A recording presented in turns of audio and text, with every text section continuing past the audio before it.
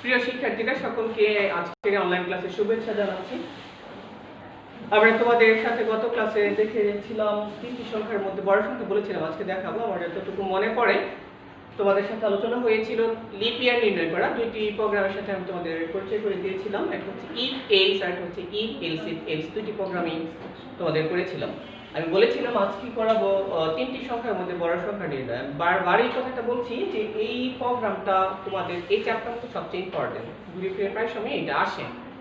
তাহলে আজকে আমি তোমাদের এই গুরুত্বপূর্ণ যে প্রোগ্রামটি আছে এই গুরুত্বপূর্ণ প্রোগ্রামটি দেখাবো তোমাদের ইফ এলস ইফ এলস এই স্টেটমেন্ট ব্যবহার করে কিভাবে তিনটি সংখ্যার মধ্যে বড় সংখ্যা নির্ণয় করতে পারো আমি তোমাদের তা দেখাচ্ছি। তাহলে আমরা শুরু করি। যেহেতু আমরা আগের ক্লাসগুলো করেছি, আমরা নিয়মগুলো সবাই জানি। প্রথমে কি করতে হবে, একটা হেডার ফাইল দিয়ে শুরু করতে হবে। হেডার ফাইলটা কি? include stdio.h, that's mean standard input আউটপুট.h। তারপর আরেকটা হেডার ফাইল আমরা ব্যবহার করে থাকি include conio.h। একটা কথা আমাকে প্রত্যেকটা প্রোগ্রাম করার আগে বলতে হচ্ছে বারবার, যদি আগের অ্যালগরিদম ফ্লোচার্ট দেখে না থাকো ওই পার্টটা অবশ্যই দেখতে হবে। ওই পার্টটা দেখলে তোমার কাছে এই পার্টটা সি প্রোগ্রামিং পার্টটা সহজ লাগবে। তাহলে রিকোয়েস্ট করব, যদি কেউ এখনো পর্যন্ত দেখে না থাকো অ্যালগরিদম ফ্লোচার্টটা দেখে তারপর এখানে আসবে। সরি। তাহলে আমরা কি করলাম, আমরা হেডার ফাইল ব্যবহার করলাম। হেডার ফাইল ব্যবহার করে আমাকে কি করতে হবে, মেইন ফাংশনে যেতে হবে। মেইন ফাংশনে আমরা গেলাম, মেইন ফার্স্ট ব্রেকেট তারপর সেকেন্ড ব্রেকেট। এবার একটু মনে করে দেখো, তিনটি সংখ্যার মধ্যে বড় সংখ্যা নির্ণয় করবো। তো তিনটি সংখ্যা যদি তোমাকে নিতে বলে তুমি কোন টাইপের নিবে? তুমি কি ইন্টিজার নিবে না ফ্লোটিং নিবে?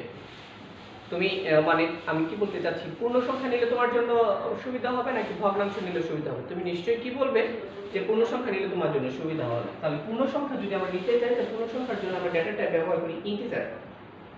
তাহলে ইন্টিজার আমরা তিনটা সংখ্যা নিলাম। একটি সংখ্যা হচ্ছে a, একটি সংখ্যা হচ্ছে b, একটি সংখ্যা হচ্ছে c। লাইন শেষ করলাম, আমরা সেমিকোলন দিতে হবে। আমি তিনটি সংখ্যা নিলাম a, b, c। এখানে বোঝানোর জন্য আমি লিখছি। তাহলে তোমাকে কি করতে হবে, এবিসি এর মানগুলো কম্পিউটারকে দিতে হবে। কম্পিউটারকে দাও মানে স্ক্যান করা। স্ক্যানার পার্সেন্ট ডি সরি, তোমার ইনপুট কয়টা? ইনপুট হচ্ছে তিনটা। তাহলে কি হবে, পার্সেন্ট ডি। লক্ষ্য করতে হবে মাঝখানে কিন্তু কমা হবে না। তাহলে এরপরে প্রথম পার্সেন্ট ডিটা কার জন্য? a এর জন্য। তারপরে পার্সেন্ট ডি হচ্ছে b এর জন্য। তারপরে পার্সেন্ট ডি হচ্ছে c এর জন্য, মানে address of a, address of b, address of c।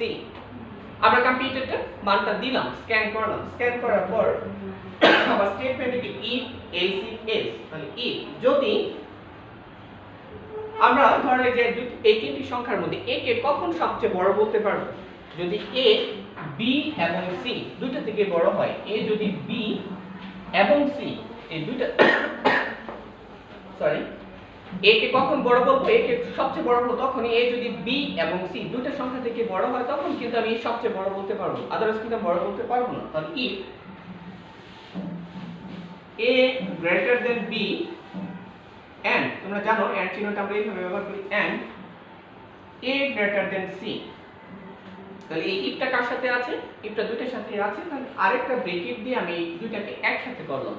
তাহলে বিষয়টা কি দাঁড়ালো, a যদি b এবং a যদি c থেকে বড় হয় তাহলে আমরা কি বলতে পারি? তাহলে সবচেয়ে বড় সংখ্যাটা হচ্ছে a। তাহলে দ্যাটস মিন এটা একটা ফলাফল। ফলাফলের জন্য আমরা আউটপুট ফাংশন ব্যবহার করি printf। তাহলে printf বাট আমি যদি এইভাবে লিখি এটাকে, আচ্ছা এখানে আমি ব্যবহার করব \n। \n এর ব্যাখ্যা আমি গত ক্লাসে তোমাদের দিয়েছি। \n দিলে কি হবে, \n দিলে ধরো 1 2 যদি লিখতে চাই তাহলে 1 2 গুলো আসবে এইভাবে 1 2 3। আর যদি কোনো ক্ষেত্রে তুমি \t ব্যবহার করো এই 1 2 এটা এইভাবে আসবে, মানে পরপর আসবে। যদি \n লিখি তাহলে লাইনগুলো নিচে নিচে চলে আসবে। যেহেতু এখানে আমরা তিনটি সংখ্যার মধ্যে বড় সংখ্যা নির্ণয় করব, উত্তরটা হতে পারে a সবচেয়ে বড়, না হয় b সবচেয়ে বড়, না হয় c সবচেয়ে বড়। তো লাইনগুলো যদি পরপর নিচে নিচে আসে তখন লিখতে অবশ্যই সুন্দর দেখাবে। পরপর লিখলে নিশ্চয়ই সুন্দর দেখাবে। তাহলে আমরা এই ক্ষেত্রে ব্যবহার করব \n ব্যবহার করব। তাহলে \n সবচেয়ে বড় সংখ্যা, তাহলে কি লার্জেস্ট ভ্যালু ইজ, আমরা যেহেতু ইন্টিজার টাইপের সংখ্যা এখানে একটা কোলন ব্যবহার করতে পারো, তবে আউটপুটে কোলন দিয়ে আসবে % d, তাহলে বড় সংখ্যাটা হচ্ছে a। লাইন শেষ সেমিকোলন। আমরা কিন্তু আগে বলেছি যে if else if else এরপর সেমিকোলন হবে না, আর প্রত্যেকটা লাইন শেষে সেমিকোলন হবে। আচ্ছা, তাহলে কি হলো, আমরা এটাকে কখন আমরা সবচেয়ে বড় করব? a যদি b এবং a যদি c থেকে বড় হয় তাহলে আমরা বলতে পারি সবচেয়ে বড় সংখ্যাটা হচ্ছে a।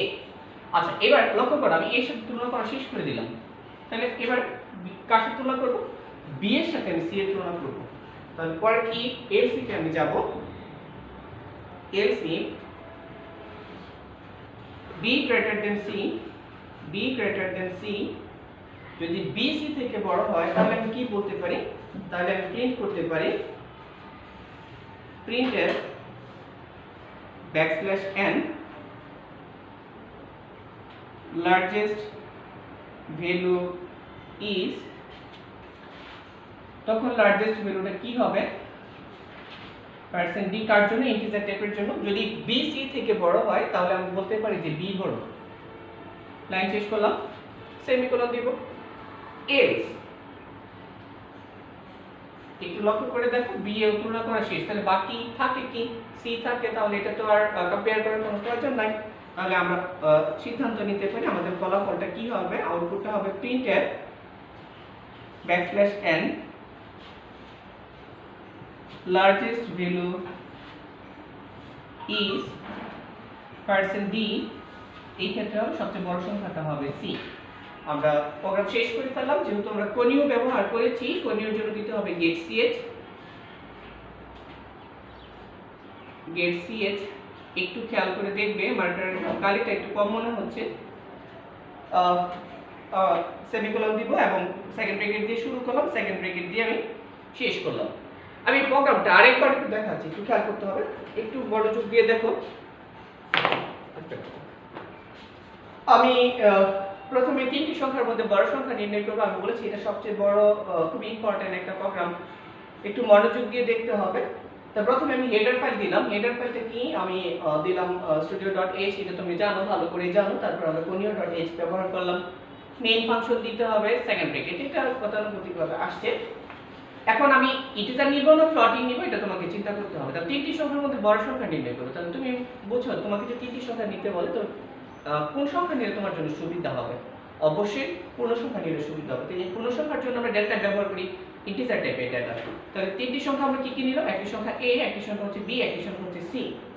তাহলে যেহেতু এই সংখ্যাগুলো তোমাকে নিতে হবে, তাহলে কম্পিউটারকে স্ক্যান করতে হবে ইনপুট করার জন্য। আমরা জানি ইনপুট ফাংশন হচ্ছে scanf, ইনভার্টেড কমা দিয়ে, যেহেতু তোমার ইনপুট তিনটা, এই জন্য %d। কেন? কারণ আমার ডেটা তিনটা ছিল ইন্টিজার টাইপের, ইন্টিজার টাইপের জন্য আমরা ব্যবহার করে থাকি %d। তাহলে এই তিনটা % আমি কার জন্য ব্যবহার করলাম? সেমিকোলন দিয়ে, সরি কমা দিয়ে। আমাকে প্রথম % হচ্ছে a এর জন্য, তারপরটা হচ্ছে b এর জন্য, তারপরটা হচ্ছে c এর জন্য। আচ্ছা, এখন আমি আমার শর্তে যাব। শর্তটা কি? if else if else if a কে আমি কখন সবচেয়ে বড় বলবো? আমি তিনটা সংখ্যা যদি এখানে লিখি a b c, তাহলে a কে আমি কখন সবচেয়ে বড় বলতে পারি? যখন a b এবং a c থেকে বড় হয়, তাহলে কিন্তু আমি বলতে পারি, আমি সিদ্ধান্ত নিতে পারি এটা সবচেয়ে বড়। আবার বলছি আমি, এটা কখন সবচেয়ে বড় হবে? যদি b এবং c থেকে বড় হয়, তাহলে ফলাফলটা কি হবে? a সবচেয়ে বড়। তাহলে a b and c থেকে যদি বড় হয়, তাহলে আমি প্রিন্ট করতে পারি \n সবচেয়ে বড় সংখ্যাটা হচ্ছে a। এবারে এর সাথে তুলনা করা শেষ। আমি যদি b এর সাথে c এর তুলনা করি, else if b greater than c, b যদি c থেকে বড় হয়, তাহলে আমি সিদ্ধান্ত নিতে পারি সবচেয়ে বড় সংখ্যাটা হচ্ছে b। আর যদি তাও না হয়, তাহলে তো বাকি থাকেই কি? c থাকে। তাহলে আমি else সবচেয়ে বড় সংখ্যাটা, আমার ফলাফলটা হবে সবচেয়ে বড় সংখ্যাটা হচ্ছে c। আমরা কোণীয় জন্য ব্যবহার করলাম get ch, সেকেন্ড ব্র্যাকেট দিয়ে শুরু করলাম, সেকেন্ড ব্র্যাকেট দিয়ে শেষ করলাম। এই ছিল আমাদের তিনটি সংখ্যার মধ্যে বড় সংখ্যা কন্ডিশন ছিল if else if else। আর একটা কন্ডিশন আছে if else দিয়ে আমরা করতে পারি এটা। পরের ক্লাসে হয়তো আমি তোমাদের ওইটাও দেখাবো। তাহলে এই যে বিষয়টা একটু ভালো করে দেখো। যদি কোনো প্রশ্ন থাকে কমেন্ট বক্সে অবশ্যই জানাবে, আমি চেষ্টা করব এটার উত্তর দেওয়ার জন্য। তাহলে আজকে এতটুকু পর্যন্ত থাকুক। পরবর্তী ক্লাসে আবার অন্য কোনো কন্ডিশন নিয়ে তোমাদের সামনে হাজির হব। একটু পড়াশোনাটা ভালো করে করবে, প্রোগ্রামগুলো একটু ভালো করে দেখবে। যেহেতু অনলাইন ক্লাস, অনেক সময় হয়তো সরাসরি থাকলে পড়াশোনা করার সুযোগটা একটু বেশি থাকতো। যেহেতু এখানে সুযোগটা থাকছে না, কিন্তু ভিডিওটা বারে বারে দেখার একটা সুযোগ থাকছে। তো আশা করি ভিডিওটা বারে বারে দেখবে। যদি কোনো সমস্যা হয় আমাকে কমেন্ট বক্সে জানাবেন, চেষ্টা করব উত্তর দেওয়ার জন্য। ভালো থাকো, সুস্থ থাকো, আল্লাহ হাফেজ।